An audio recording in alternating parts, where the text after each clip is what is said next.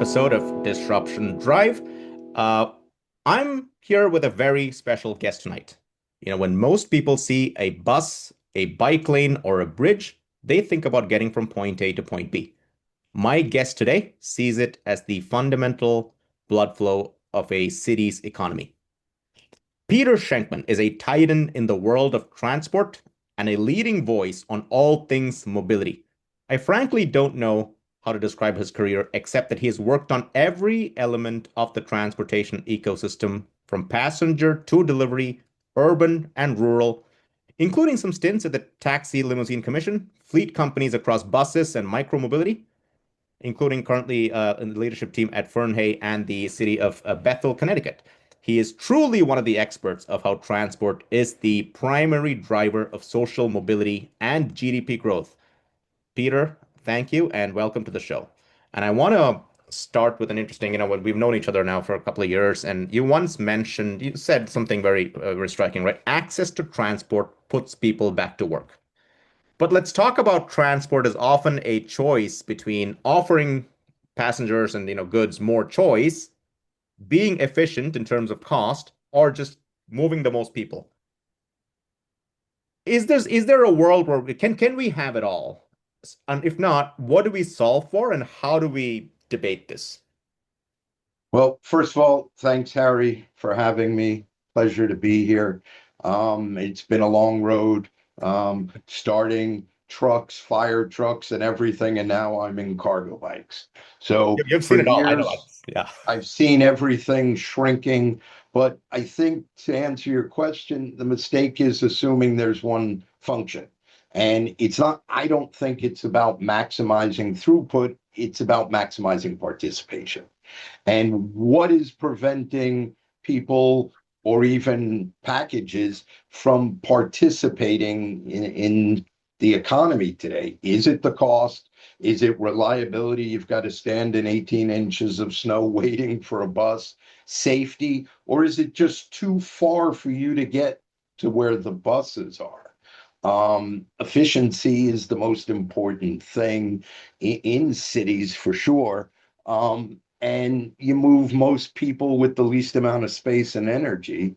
And, when you start thinking about the neighborhoods that are underserved, you've got to start thinking about choice and affordability. And that's where the dollar van in Brooklyn appeared 35, 40 years ago as an answer to get people across the borough for $1.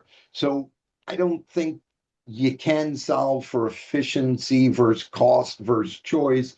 We have to look for context specific access and think about it. You've got to bring it into the public debate. Is it geography, use case? I see people all over the world now riding on scooters. Who would have thought about that in a suit running to a meeting back then? So transportation also gets bogged down with ideology, and we kind of have to get away from that. And let's sharpen the pencil on some of that because you said maximize participation using the least amount of energy, potentially least amount of space. Right. How do you think, and you work on new mobility now, making quad bikes at Fernhay, and of course you've worked Right. in different, times across innovative ideas of their time. Do you think that there's a way to break this trade-off at all? Or to your point, is it fundamentally different uses for different use cases? So moving people in the United States is interesting because it's 80% federal funded, but yet the local systems are designed by the users. You think about how many 18-meter, 60-foot articulated buses do you see running around empty?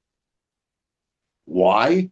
Because cities and towns don't pay for them. 80% comes from the federal government, so they buy what they think they need. They buy for anticipated capacity. So now you get 3 articulated buses lined up on any avenue in New York City, you've taken up the whole block. Right.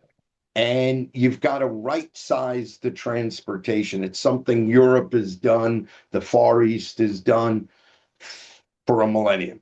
and that is put the vehicles where the people need them, and you create circulators that exist across the world where you walk out of your house, you walk to the next corner, and you know every 20 minutes a bus is going to come to take you to the train station, maybe a van, etc. But you've got to keep the circulation. It's like we've discussed before, arteries, capillaries. You don't push everything through both of them. And that's where the efficiency comes in. If you're running, and it doesn't have to be electric, it doesn't have to be biofuel. It's great to have it.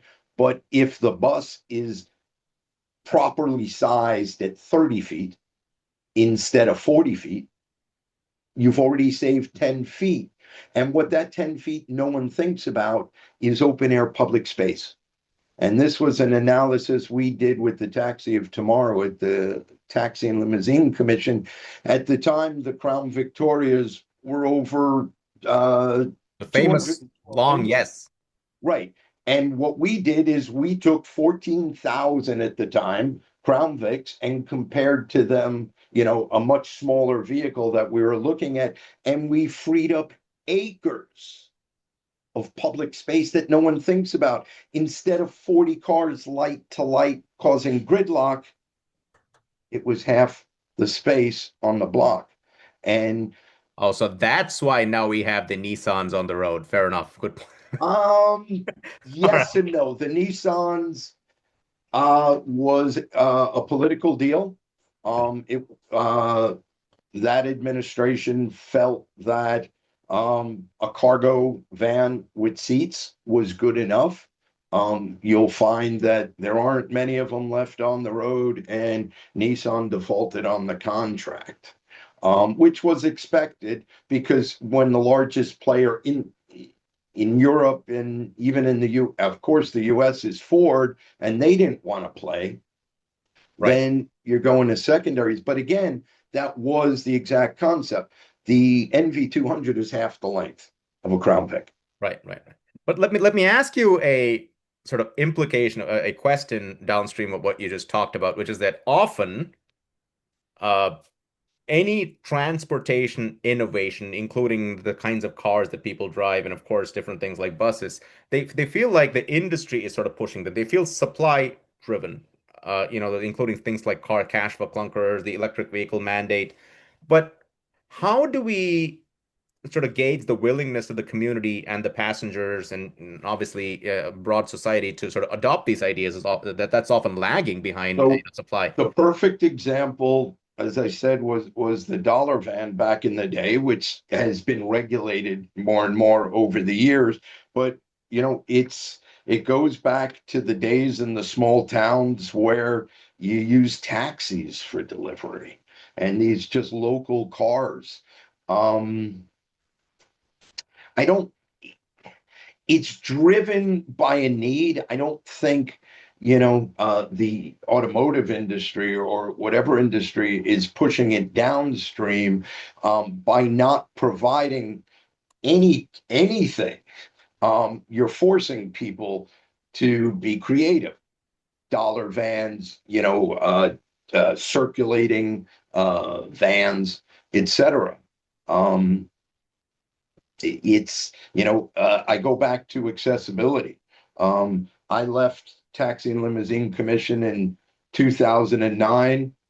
They just finally settled all the lawsuits allowing for 50% of the taxi fleet to be wheelchair accessible with no help from any OEM except Toyota. Toyota is the leading mobility OEM in the world. They have programs in Japan. I begged and pleaded for them to bring it to New York. But what we got from Toyota was their approval and selection of certain companies that could modify their vehicles for wheelchair accessibility, but not once did any OEM step up. We'll give you $1,500 as a mobility credit. Meanwhile, to modify a vehicle back then was 15 to 20,000. Right now, you're paying 75 to $80,000 for an automated wheelchair Toyota, and it's crazy. So you can't count on the manufacturers to do anything. Buses in the U.S., there's three left, Right. and they're not doing anything So innovative how do you, whatsoever. because that's fundamentally the problem of transport, where you see all these new cars, but no one's really been, that's not solving the problems of passenger. Right. So it's the difference in my mind between the US and the rest of the world. Okay. In the US, I hate to say it, but it's fact. Public transportation is for poor people and it doesn't get properly funded. The buses don't care. It's adapt this to the next rule, this and that. Whereas in Europe and the East, you've got different size vehicles that run up the capillaries, the arteries, and they serve the communities. But those were all driven by demand. So if That's a you great wait on point. a To big really company, align you ain't going to do transport to anything. very specific areas of demand. And the analogy you made about the human circulatory system is very valid. It's arteries, veins, and then of course the smallest capillaries, and different size buses across each of those would definitely create. But let me ask you a sort of a foundational question, right? And maybe push you towards our policy right now is focused more on personal car ownership, and a lot of Yes. you, and coming to your point you just made about moving people with the least amount of energy across lanes. Of course, you're a big proponent of public transport, of course, well-designed public transport. But let me ask you then, do you feel that there is that need now increased? Is there an inflection point in America for increased public transportation systems? And particularly, I'm talking about larger cities. Yes. But the inflection point is the federal government looks like it's stopping funding public transportation because it doesn't fit current administration's, plans. Right. So if the city doesn't have money, they're not buying anything, which leads me up north to Canada, where Canadian cities and municipalities have an interesting rule. You've got to um, pay for your bus. If your town wants the bus, you got to pay. And if you don't have the money, you don't get the bus. So how do you think that change when you what you've said here is federal dollars are used by the cities and the towns to buy their own buses in the US, United States, but really having making a town that's potentially small own those choices, do you think it actually just is aligns better with the community's demand? And I guess that's basically the implication of what you're saying. Because Right. towns and cities are able to, I guess, have a better gauge of what cities and community what their communities need. Yes, but they don't have the budget to That's fund it. So they call the feds. Feds give them 80% and they have to deal with what they get. So now you go out west. There's a couple of cities in the and municipalities in the Bay Area where you see odd European transit buses because they're not federally funded. And the Bay Area these days, moving the Googlers, the Amazonians, if that's what they right. call them, the Meta people, there is a complex transportation network, private, That's very 100% private, that runs the Bay Area. There's one particular company called We Drive You. yeah. I worked with them for years. They run the city. And the most innovative transit agency in America is probably Contra Coast, just outside of San Jose. They have been running electric buses for 30 years. They've been, exploring transportation planning properly.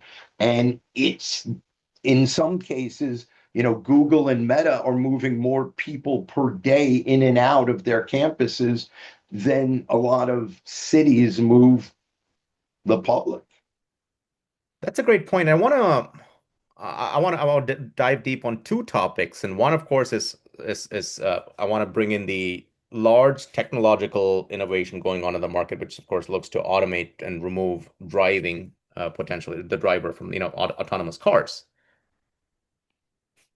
There is obviously significant backlash from communities who are worried about losing jobs. But what do you think that job of the future is going to look like? And is there even that need, or are we looking to automate it? Sorry. Yeah. Sorry. No, my neighbor keeps calling, ringing, sorry, telling Okay. someone else to pick it up. It's funny because it's the driver becomes obsolete, obviously, but if he's willing or she is willing to transition into a behind the scenes role, it takes two people to run every Waymo. And interaction, human interaction is required because it's the technology is not there. I mean, we know that Uber hates their drivers. It's the worst thing that can be, it ruins their business. People have emotions, they're not robots. And it's all, going that way. But you do need people. And people aren't seeing that. I read the article the other day that it's 1.5 to 2 people behind every Waymo car. So that's actually more drivers required than more, in fact, more people needed to operate a robotaxi than previously. Right. For buses, that would be more. So Which is good, but it changes. right, changes what they Um, do. People don't always understand that. They see that it's killing the taxi industry, but the taxi industry is another industry that until recently never innovated. That's They took the cheapest cars possible and, just moved people around as needed. let me ask you another topic that I think you alluded to earlier. Of course, trying to use the least amount of energy. One of the promises that often is sold but falls flat on the common person is sustainability, clean energy. So, does this matter? Are we selling it wrong? And if it does matter, then to who does it matter? I think there are ideologues that push sustainability come heck or high water. You're driving an electric car. I've been in electric mobility for 25 years. I don't own an electric car. Because it just doesn't fit my need at this point. So what we started looking at in the transportation industry is, yes, the technology matters in the vehicle itself or but if the overall system is efficient, it's not stopping on every corner. It's running as efficiently as a vehicle can. That cuts down the need for it to be fully electric or a biofuel. So there are ways where you can get to nirvana, which is efficiency. It's like stop and go traffic in your car is horrible for the environment. It's horrible for your car. And over the past few years, as traffic signals have gotten automated, some cities and towns understand that, and they keep it flowing because you've got less emissions, in an efficient vehicle that's being operated efficiently. So you're portraying sort of the energy choices as a matter of cost efficiency rather than a cleaner air or a cleaner environment. Do you think, but that would actually make But more it's cost? all related. So Yeah, if you get an efficient vehicle that just runs smoothly, low idle, not stop and start, it immediately cleans the air. It's that's the a fair. secondary effect. If you chase an efficient transportation system operationally, it automatically starts cleaning the air because the vehicle's operating more efficiently. Then you take it to the next step. Maybe it's a hybrid, maybe it's a full electric. And it's the only way to go. Once an operator starts seeing costs come down organically just by changing routing and operational tactics, then they'll believe that they can keep going saving money with a more efficient vehicle. That's a fair point. Fair point, Peter. So let me, I know probably time for our last question, but very often I ask people what the next 2 or 3 years look like. But I know you've worked on this for a long time. So I'm going to ask you, since you think about these very, very complex issues of our time, what infrastructure or regulation should we be working on to make the next 20 to 50 years better for moving people with using less energy? So there's two ways to look at it. If you take it into the operational side and the technology side, um, technology changes and gets better every day. But the sad truth is we can't go all electric anywhere because we've got such an aged infrastructure. We can't support it. It's a trade-off. So we're seeing these, you see a sudden fallback to hybrids, which aren't great, but psychologically, they get people to start thinking, oh, I got a battery in my car. So it's going to change a little bit in the technology. I was driving a gasoline powered Jeep out west this week. I was getting 38 miles per gallon, which is unheard of for a Grand Cherokee. And so they're playing with the technology there, but ultimately it becomes cities realizing that and towns realizing they can't rely on the federal government or even the state government to fund their transportation needs. So they've got to start doing it themselves. And in the town of Bethel, we've had a discussion of all of the businesses funding a circulator vehicle. We have Metro North here in town, but it's quarter-mile to get anywhere from the train. So if there was a NASCAR or F1 decal vehicle with every business on it, and it just ran through the town on a loop, all of a sudden those people 7 miles away at the far end of town can say, oh, every 20 minutes I can get into town, go to the post office, no problem. So do you foresee that next, generation of transport really being locally funded, community funded Yes, transportation initiatives? That's a yes, fair point. it needs to be. Absolutely. That's a very unique point because you're not talking about technology, you're not talking about the way the car would look, but literally who funds it and who pays for it. And that's where you think I there's watched a 35-foot empty bus, diesel, clean diesel, drive down my street 20 times a day with maybe 3 passengers in it.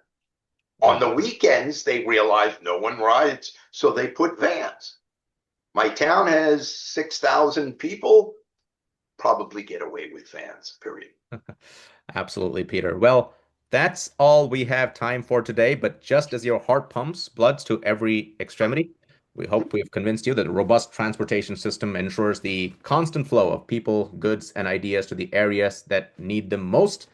Mobility is the lifeblood of human and urban existence. A well-designed transportation system doesn't just move objects. It definitely sustains the survival of the community it serves. And if Yeah, Peter has said anything today, it is, well, communities and society needs to be much more involved in the transportation choices of tomorrow. And so with that, Peter, I want to thank you for your time. And I know you're very busy, but I really appreciate you coming on the thank show. you, Harry. And let's do it again. Of course. All right. Cheers.